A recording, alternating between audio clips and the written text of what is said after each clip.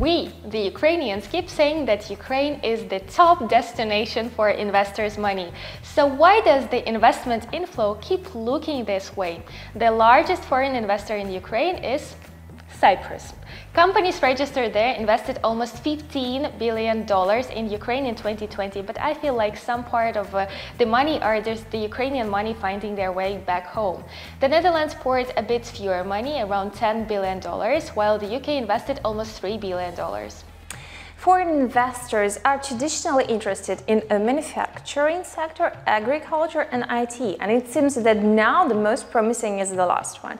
In 2020, tech companies with Ukrainian roots attracted $571 million from local and foreign investors, which is $27 million more than in the 2019. Just recently, Grammarly, the popular auto-editing tool for writing, raised $200 million in funding from foreign investors. Now it is evaluated at $13 billion, being not just a unicorn, but a decacorn. Where to invest in Ukraine? What are the promising fields? And how can the state give a hand to foreign investors to make him feel comfortable and safe? We've invited Sergiy Tsivkach, Executive Director at UkraineInvest, to help us to find out.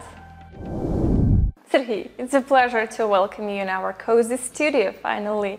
Let's start with the basics. What do you believe to be the most promising sectors of the Ukrainian economy to invest? Thank you for the invitation. It's a great pleasure and honor to be here today with you. I believe in Ukraine as a whole country, so our whole country is available for investments and we have so many opportunities, but definitely we can think of some priority sectors, the most maybe important for development of Ukraine and the most attractive sectors for investors. Well, priority would be agri-processing, manufacturing, infrastructure, energy sector, and sectors like automotive and other sectors that lead to development actually of manufacturing in Ukraine. I think they would be the most important for Ukraine right now. Is the attention of UkraineInvest focused on each of the sectors, or one sector is more of a priority than another? We have focused on all sectors of economy, but we divide that focus between our managers. So we have some managers that are focused on energy and agriculture, some managers that are focused on infrastructure and maybe, seaports development. So it depends on a specific project. When we look at this project, then we appoint or assign a manager or investment nanny, as we are called sometimes, to that case, and then they manage it and they provide the most effective support that is possible. How big is your team? Our team is just over 30 people, but out of 30 people we have people that deal with accounting, with communications, with administrative issues. So out of those 30 plus people, we have about 15 people that are experts in investments, financials, economics, and legal as well. That's a pretty big team. What are Not big enough. Not big enough. Yes, for such a big country with some very big potential for investments. What are the major projects that UkraineInvest is now promoting in order to attract foreign investors? Can you please name some of the most important ones for the team? We promote different sectors of economy and we promote different areas available for investments. So such areas like privatization, for example, or concessions, they are our special field of activity, and we promote them by personal meetings. We promote them on our UkraineInvest Guide. We have UkraineInvest Guide. It's an online tool. It's quite a big, actually, analytical instrument. It's about 300 pages about Ukraine, sectoral overview, about specific projects, and you can find information there about privatization, concessions, PPP projects, and also about private projects. So we promote them on our UkraineInvest Guide. Any investor in Ukraine can approach us and ask us to present their case to a wider audience. It could be investor who is looking for a project or a project that is looking for investor. It can go both ways. So our main projects now that we want to promote connected to manufacturing. And we are doing a program that is called Make in UA. so produce or manufacture in Ukraine, because from our point of view, we believe in future of Ukraine as strong European manufacturing hub, specifically for SMEs, because big companies, they have strong support, internal support in their companies. They understand where to invest.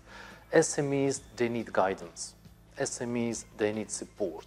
That's why we're looking at opportunities in Ukraine. We collect relevant data for investors, like regional potential of every city and oblast of Ukraine, like natural resources that will be available for this investor in the region, labor force, or any other success stories in the region, because sometimes this is also very important.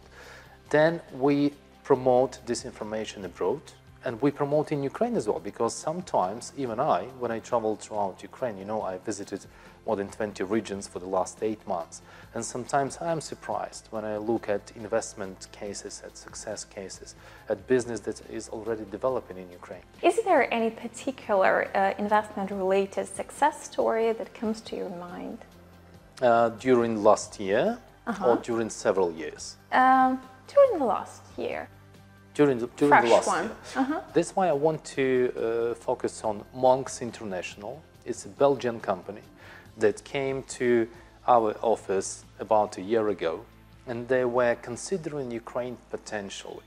They just wanted to, you know, just in case, look at opportunities in Ukraine, how they can do business in Ukraine. So we connected them to several regions throughout Ukraine, and then Ternopil was the most effective. They provided best support for them. They gave them, as one can say, the offer you cannot refuse, you know, because in terms of good prices, in terms of good support, in terms of continuous looking after them. And they decided to stay in Ukraine. So now they are at the stage of implementing their project, and they will launch their factory. And it's a very good example for other SMEs from Belgium, from other European countries, and from countries throughout the world. So I think that was very important. And other cases, company had started building of their plant in Ukraine just recently. That case is very interesting because the investor was attracted by previous team that was working with UkraineInvest, and we continue providing support for them. So this is about continuity, and you know, and providing support by different teams of UkraineInvest and providing support at same level of effectiveness. So company had is example of big company.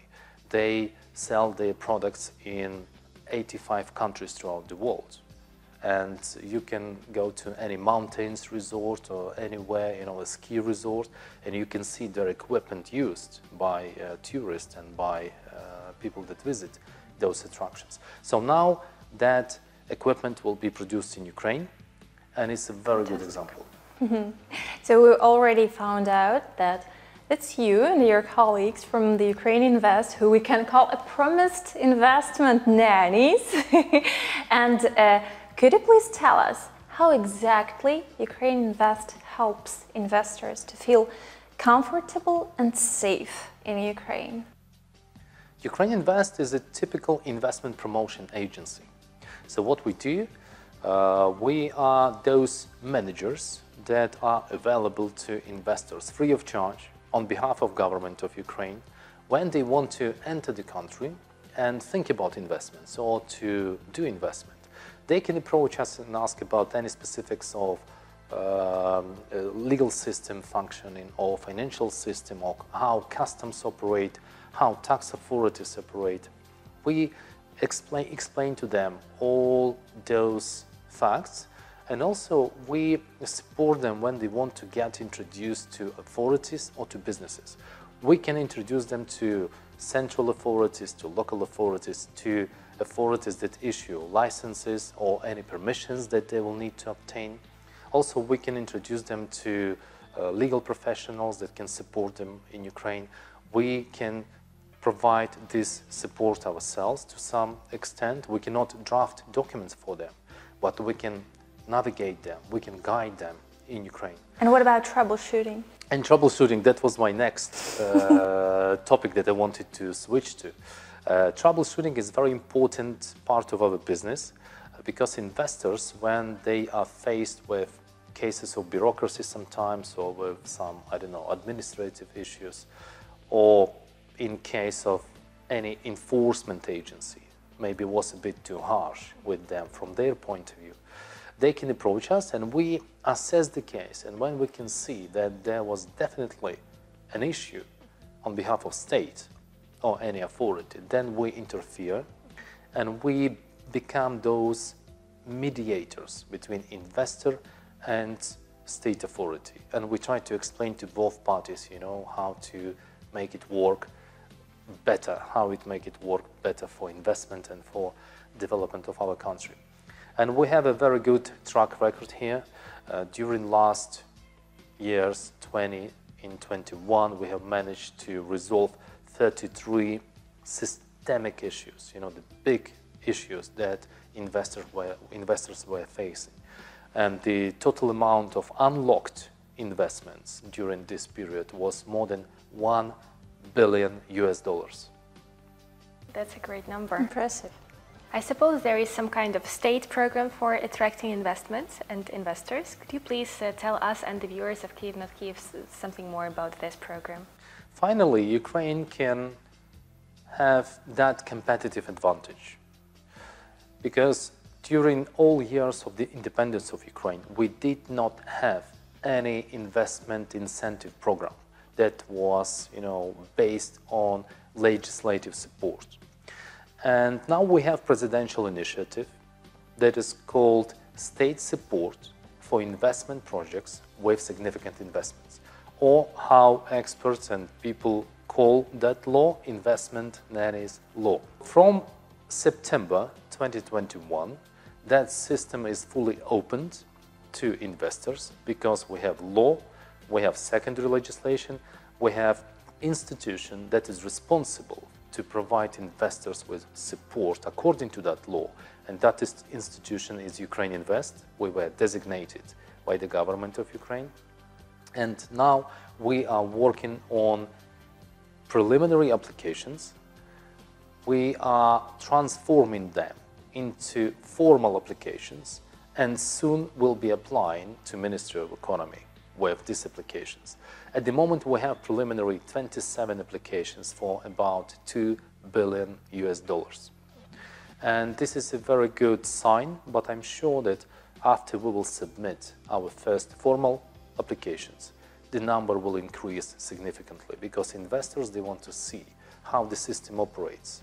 Will it operate effectively or it will be a long way, bureaucratic way? So for us, it's very important now to open that system with first applications. I'm sure that the system will be improving and developing because, again, for the first time in Ukrainian history, we have that system.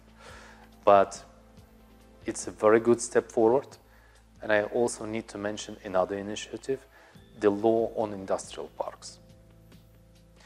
In Ukraine, we have a new law that has been passed on the 7th of September this year. And now we will have a new system of incentives for industrial parks. This will also be a very effective way to attract investors, and specifically investors maybe of a smaller scale, because the investment nanny law is about support for investments over 20 million euros within 5 years. And the law on industrial parks provides incentives for any projects. So it could be 100,000 euros or $100,000 or any amount that can be invested and can fall under this system. Mm-hmm. How many foreign countries are seeking for support of UkraineInvest? According to the law on state support for investment projects, there is no difference or no special treatment for foreign companies or for Ukrainian companies. So any investor can apply. And it's a very good thing because we need to ensure that we have level playing field. And also, my personal view is that we need to promote foreign direct investment into Ukraine by helping Ukrainian businesses develop. Because if you are a foreigner and you see successful Ukrainian company, you would also be willing to come to the country and do your business. But if you do not see any, successful business, how you can invest? You will be a bit, stressed, and you will make some double checks. So, according to the law, we have Ukrainian investors and we have foreign investors. 17 applications actually come from Ukraine and 10 from foreign investors. But in terms of money, in terms of amount of investment, they split evenly. So it's $1 billion and $1 billion. Yeah, and we hope that we will have those applications submitted to Ministry of Economy quite soon.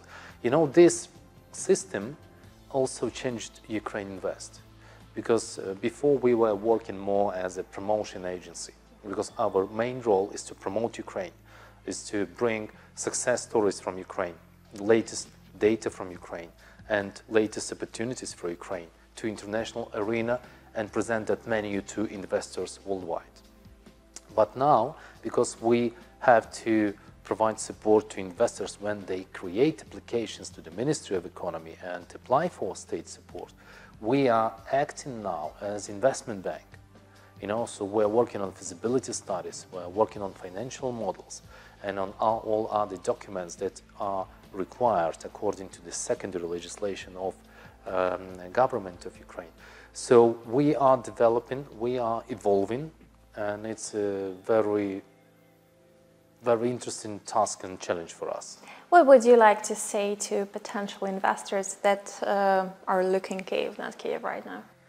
Invest in Ukraine, invest with UkraineInvest.